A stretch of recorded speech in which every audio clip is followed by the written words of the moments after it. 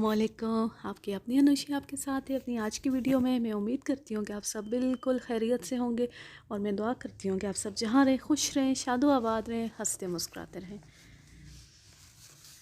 निक velvet की अपनी आज की स्टोरी शुरू करते हैं। इसका नाम है अंडे की चोरी। निक वेलवेट के मुकाबिल जो औरत बैठी थी वो अब नौजवानी की हदूद से खारिज हो चुकी थी, मगर उसके लिबास की तराश खराश और उसका रख रखाव इस किस्म का था जो दौलतमंद लोग उम्र को पीछे धकेलने के लिए इस्तेमाल करते हैं। आप चीज़ें चुराते हैं? वो पूछ रही थी। बेकीमत चीज़ें, ना पैसा ना जेवरात। तो क्या आप मेरे लिए एक लकड़ी के अंडे की चोरी कर सकते हैं? एक लकड़ी का रफ़ो करने वाला अंडा। मैं समझा नहीं, ये क्या चीज़ है? उसने अपना बड़े बड़े मोतियों वाला पर्स खोला और कत्थई रंग के अंडे से मुशाबा कोई चीज़ निकाली। वो इस तरह का होगा। जो शे उसने निक को दी वो वाकई लकड़ी का अंडा था, जो मुर्गी के अंडे से बड़ा और बिल्कुल बेज़वी था, और कुदरती अंडों के बरक्स उसका एक सिरा कदरे गोल नहीं था। उसके एक जानिब छोटा सा सुराख था जहाँ उसे मशीन में फंसाकर इंतहाई महारत से बनाया गया होगा। ये तो रफ़ू करने वाला अंडा है, निक ने उसे हाथ में उलटते पलटते हुए कहा। औरत का नाम टीना था। सर हिलाकर बोली, दरअसल उसे रफ़ू करते वक्त कपड़े के सुराख के नीचे लगाने के लिए इस्तेमाल किया जाता था। अब इसका इस्तेमाल ख़त्म हो चुका है। तो अब ये कीमती नवादिर में शामिल हो गया होगा। नहीं, कम अज़ कम इन लकड़ी के अंडों की तो कोई गुंजाइश ही नहीं है। अलबत्ता जो अंडे हाथी दांत, संगे मरमर और संगे स्यास से बनाए गए थे वो नवादिर में शुमार होते हैं। मैंने आपसे जिस अंडे की चोरी की बात की है वो तो लकड़ी का बना हुआ है। ये रफ़ू का अंडा कहाँ मिलेगा? एक तफरी गाह है जिसे सहरा का महल कहा जाता है, न्यू मैक्सिको में है। ये अंडा उसकी मालिका सैमसन के कब्ज़े में है और मेरे ख़्याल में वो इसे अपने सिलाई के डब्बे में रखती है। फिर तो ये आसान काम है, निक ने कहा। इतना आसान नहीं जितना आप समझ रहे हैं। सहराई महल में आला तबके के लोगों के लिए बेपनाह कशिश है, इसलिए वहाँ सिक्योरिटी का इंतज़ाम भी सख्त है। एक मुजर्रिद आदमी को तो और भी शुबे की नज़र से देखा जाएगा। आपकी बीवी हैं जिन्हें आप साथ ले जा सकें? मैं किसी न किसी को तो ले जा ही सकता हूँ। गुड, मैं भी इस तफरीही महल में पहुँचने वाली हूँ। इससे पहले आपका काम ख़त्म हो जाना चाहिए। जून में वहाँ का मौसम ज़्यादा अच्छा नहीं होता, इसलिए आपको जगह आसानी से मिल जाएगी। उसने निक को उसकी पेश की फ़ीस अदा की और उसे छोड़ने अपने होटल वाले कमरे के दरवाजे तक आए। इब्तिदा में तो वो होटल के बंद कमरों में कोई सौदेबाजी नहीं करता था, मगर अब खुली फ़ज़ा में जासूसी बड़ी आसान हो गई थी। उसे बहरहाल टीना पर यकीन करना ही था, क्योंकि वो खुफिया पुलिस से मुतल्लिक नहीं है और उसका भेद मालूम करने नहीं आई है। अब अगर आप अपने मौकलों पर ही एतमाद ना कर सकें तो किस पर करेंगे? जब वो घर पहुंचा तो ग्लोरिया पिछले अहाते में अपनी सब्ज़ी की क्यारियों में पानी दे रही थी।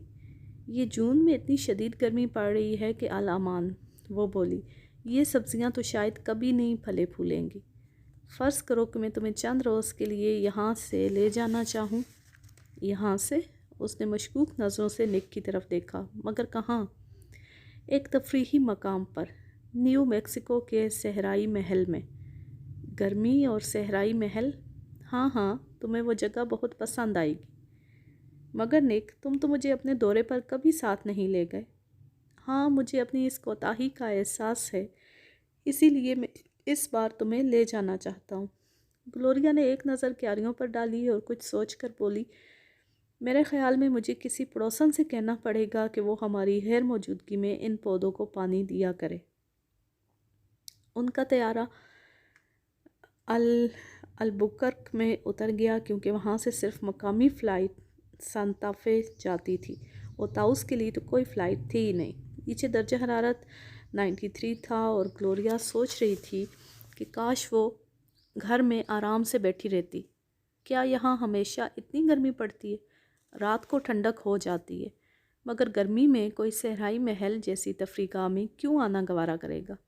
پھر وہ اپنے سوال کا خود ہی جواب دیتے ہوئے بولی، تم کسی سرکاری کام سے آئے ہو نک؟ کسی حد تک، مجھے یہاں ایک کام انجام دینا ہے۔ انہوں نے ایئرپورٹ سے ایک کار کرائے پر لی اور سانتا فے کی جنوبی سمت روانہ ہو گئے۔ وہاں سے انہوں نے تاؤس کا رخ کیا۔ ابھی سیرائی محل 10 میل دور تھا۔ یہ محل پہاڑیوں کے دامن میں بنا ہوا تھا جس کی چوٹیوں پر اب بھی برف جمی ہوئی تھی۔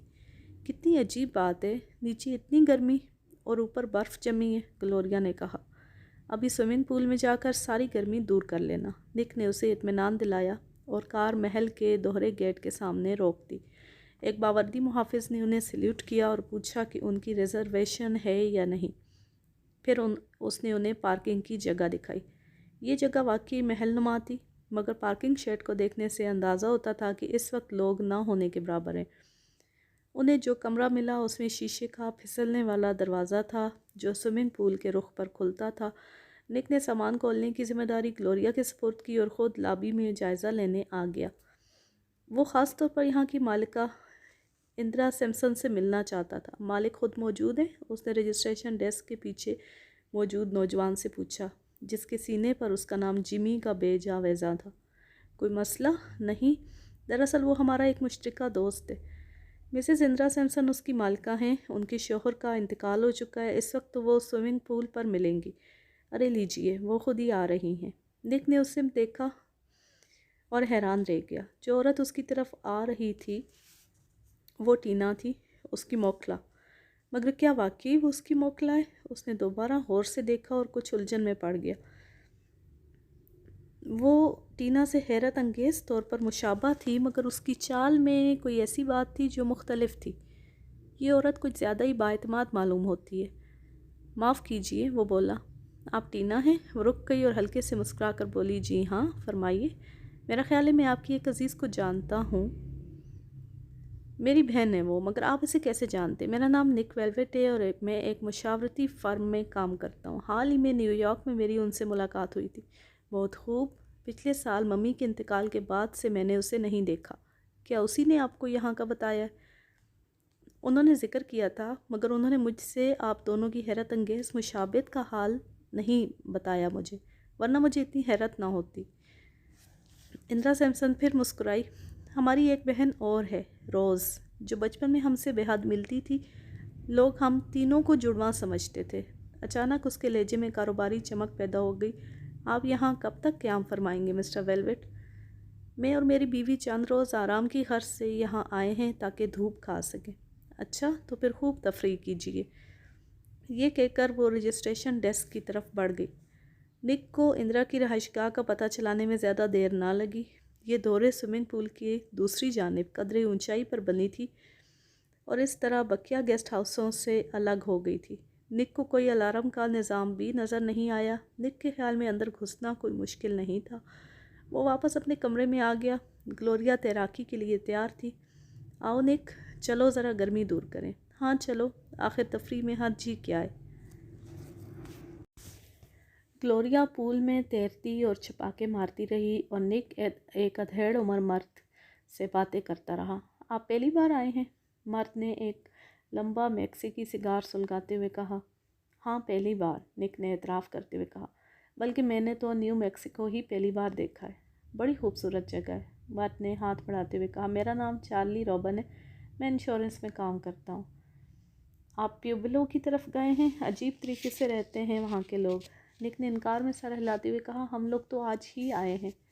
چارلی نے سینے کے سفیدی مائل بال کھینچتے ہوئے کہا، تاؤس میں آپ رکے تھے یا نہیں؟ وہاں ایک ہوٹل میں ایسی تصاویر ہیں جو مشہور مصنف ڈی ایچ لارنس نے بنائی تھی۔ آپ اس نام سے واقف ہیں؟ وہ جنس پر کتابیں لکھتا تھا، بہت پہلے شاید وہ تاؤس میں رہا ہے۔ مجھے مناظر سے کچھ زیادہ دلچسپی نہیں ہے، نک بولا۔ ہم لوگ تو یہاں ذرا آرام کرنے آئے ہیں۔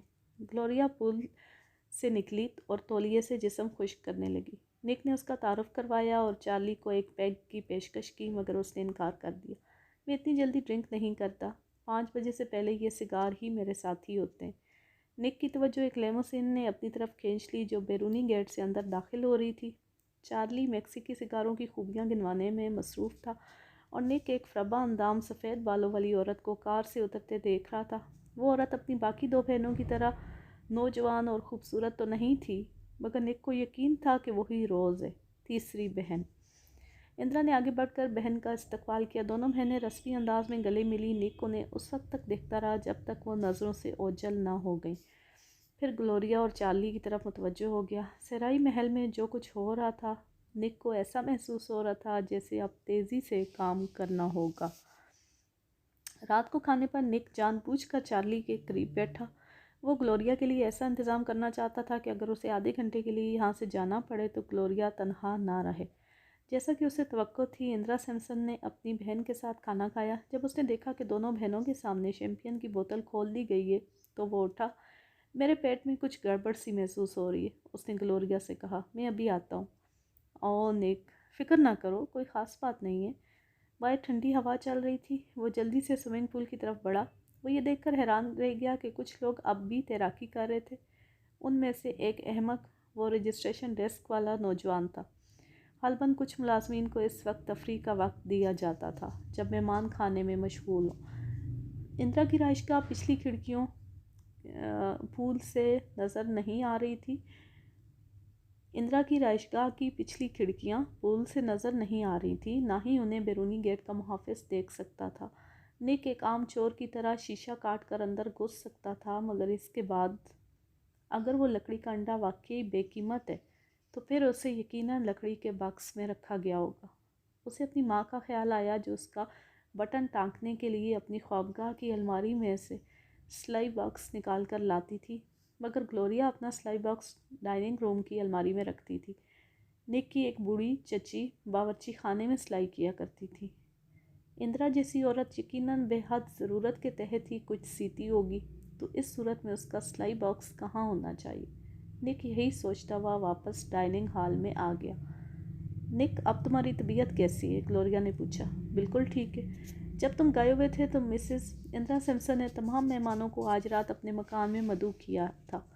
निक खुश हो गया। अच्छा, उनकी दोनों बहनें यहाँ मौजूद हैं, हालबन इसीलिए उन्होंने ये तकरीब रखी होगी। निक ने जल्दी से इंदिरा सैमसन की मेज़ की तरफ देखा। अब वहाँ 3 औरतें बैठी थीं। टीना भी आ पहुँची थी। हालांकि उसने निक से कहा था कि वह 2 हफ्ते बाद आएगी। अब इन तीनों के साथ बैठने से इनकी शक्ल सूरत और ख़द ख़ाल का फ़र्क नुमायाँ हो गया। पार्टी यकीनन बड़ी मज़ेदार होगी, चार्ली बोला। उन्होंने हम सब को बुलाकर बड़ी मेहमान नवाजी का सबूत दिया है। निक ने चारों तरफ देखकर कहा, मेरे ख्याल में तो आजकल यहाँ सिर्फ 7 या 8 अफराद ठहरे हुए हैं। फिर भी पार्टी में लुत्फ़ आएगा, ग्लोरिया ने कहा। चलोगे ना? बिल्कुल। रात को पार्टी में तीनों बहनें तवज्जो का मरकज़ थी। इंदिरा ने ख़ानदानी गुरूर और कुछ ड्रामाई लहजे में अपना और तीनों बहनों का जिक्र करते हुए बताया कि उनकी दौलतमंद मगर हाकिमाना तबीयत की मालिक माँ ने उनकी किस तरह परवरिश की। उनकी माँ यूरोपियन स्कूलों की पढ़ी हुई थी। हमारी होश संभालने से पहले ही वो हमारे वालिद से तलाक ले चुकी थी, इंदिरा कह रही थी। इसलिए हमने हमेशा घर में 4 ही अफराद देखे, मैं, रोज़, टीना और मामा। वो अब भी ज़िंदा हैं? शिकागो के एक बैंकर ने सवाल किया। उनका पिछले साल इंतकाल हो गया, टीना ने जवाब दिया। वो हमें बहुत याद आती हैं। आप तीनों बहनें तो बेहद दौलतमंद होंगी। बहनों ने एक दूसरे की तरफ देखा। निक इन नज़रों का मतलब नहीं समझ पाया। इतने तो नहीं हैं जितना लोग हमें समझते हैं, इंदिरा ने कहा। वो हसीफ रब्बा थी, रोज़ ने कहा। वो हसीफ रब्बा थी मगर अपनी बहनों के आगे तो दुबली ही नज़र आती थी। हम में से सिर्फ इंदिरा की शादी सही जगह हुई थी। सही शादी का मतलब यह है, मेज़बान बहन ने मुस्कुराकर वजाहत की, कि मुझे तलाक देने से पहले मेरे दौलतमंद शौहर का इंतकाल हो गया था। उसी की दौलत से ये सहराई महल कायम हुआ। निक माजरत करके टॉयलेट में चला गया। उसके कानों में गुफ्तगू की आवाज़ें आ रही थीं। उसने जेब से नन्हा सा चाकू निकाला और बाएं पांचे के अंदरूनी सिलाई उधेड़ने लगा। फिर चाकू जेब में रखकर वो वापस हाल में आ गया। ग्लोरिया अपनी मेज़बान के करीब खड़ी थी। एक गड़बड़ हो गई है, निक ने उनसे कहा। मेरी पतलून की सिलाई उधड़ गई है। इंदिरा हमदर्दी से बोली, आजकल दर्जी इतनी ख़राब सिलाई करते हैं कि वो चंद रोज़ भी नहीं चल पाती। मेरे ख्याल में हमें यहाँ से जाना पड़ेगा, निक ने कहा। हाँ, अगर आप सुई धागा दे सकें तो ग्लोरिया आपके कमरे में उसे सी देगी। क्यों नहीं, मुझे खुद ही यह ख्याल आना चाहिए था। इंदिरा एक कमरे में गायब हो गई और फिर एक सुर्ख सिलाई बॉक्स लेकर निकली। लीजिए, इसमें से जो धागा आप लेना चाहें ले लें। دوسرے کمرے میں جا کر گلوریا نے بکس کھول کر اس میں سے پتلون کے رنگ کا دھاگا نکالا اور نک نے پتلون اتار دی۔ بڑی شرم آ رہی ہے مجھے۔ ظاہر ہے، کیا مجھے شرم نہیں آ رہی ہے؟ اسے توقع نہیں تھی کہ اندرا یوں اپنا بکس ان کے حوالے کر دے گی۔ وہ تو صرف یہ دیکھنا چاہتا تھا کہ بکس ہے کس قسم کا اور کہاں رکھا رہتا ہے۔ بکس میں جھانک کر دیکھا تو وہ لکڑی کا انڈا اس میں موجود تھا۔ اس نے ہاتھ ڈال کر وہ نکال لیا۔ گلوریا سلائی میں مشغول تھی۔ سارا کام اتنی آسانی سے ہو گیا تھا۔ جب وہ حال میں واپس آئے تو نک نے ٹینا کی طرف دیکھا مگر وہ نظر بچا گئی۔ شاید وہ ابھی ظاہر نہیں کرنا چاہتی تھی۔ نک کو اس وقت تک انتظار کرنا تھا جب تک وہ خود اس سے بات کرنے میں کوئی خطرہ محسوس نہ کرے، اور اس دوران سوائے اس کے اور کوئی کام نہیں تھا کہ پارٹی کا لطف اٹھایا جائے۔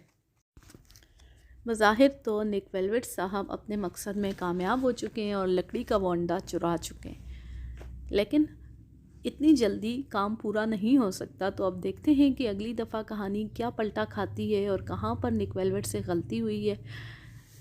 تو انتظار کیجئے سیکنڈ اور لاسٹ پارٹ کا۔ اب میں لیتی ہوں آپ سے اجازت۔ جہاں رہیں خوش رہیں، شاد و آباد رہیں، ہنستے مسکراتے رہیں۔ اللہ حافظ، اللہ نگہبان۔